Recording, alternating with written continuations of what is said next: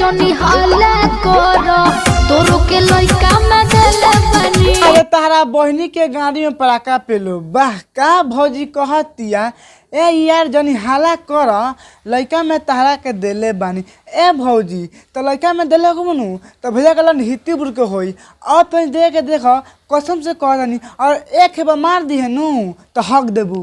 तो मादरचोद उसको जाके बोलना, मुझे क्या बोल रहा है? तो का हाल बा भाई। तो भाई लोग वीडियो बना के एक ही मकसद बा आप सभी के दिल से हंसाने के लिए, ना किसी दिल को ठेस पहुंचाने के लिए। तो बिना कोनो लाना रोशन करूँ आज के बच्चों दी स्टार्ट कर जाओ।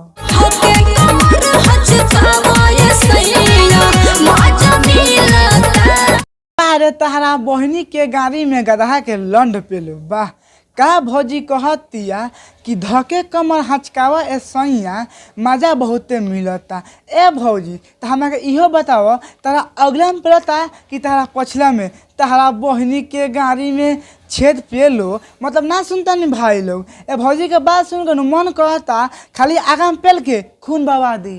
सच में दादा ही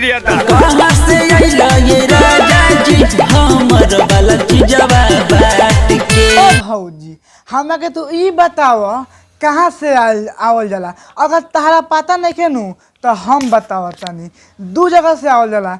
एक तो हिला के आवल जाला ना तो नू कोनो पेल के आवल जाला। हमारा लागता नू कि तहरा बता हिलेले नहीं के दूसरा के नू ठोक के आल बा। एगो काम कर तू अपना नू सामान में भंटा हुर के ताला मार ले जाई सरवा कोई देवेला नू कोई दे तो ना दिए आ बेसी बोली नू तो लाल काट के हला दिए। तो मादरचोद उसको जाके बोलना, मुझे क्या बोल रहा है?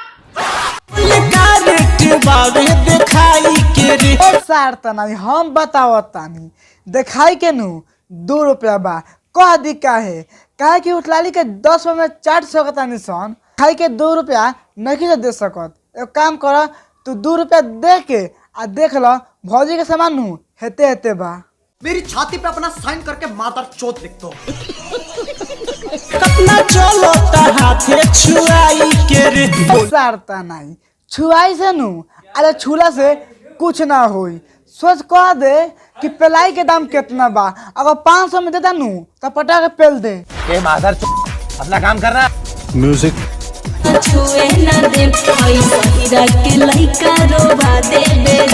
हम तोरा के छुए न देम अहिरा के लइका रोवा दे मेरे एक कैमरा मन एते गाना घटा दे। हम कसम से कहतानी हमरा नू समझ में नहीं आवत कि कौन चीज के रोवावे के बात होता। ए भौजी ऐसा गईले बिया नू कि मन करता कूद के पेल दी।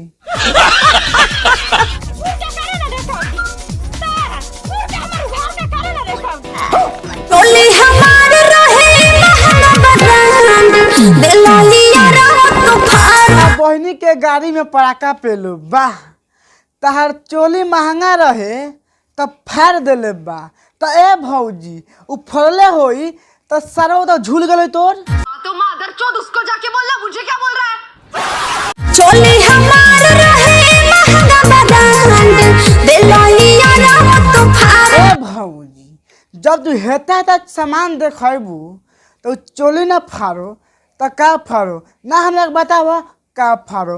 तू शुक्र करा कि खाली ता चोली फड़ लेबा। अगर हम रहती न तो कसम से कहतानी तहनु छेद फड़ती। तो मादरचोद उसको जाके बोलना, मुझे क्या बोल रहा है?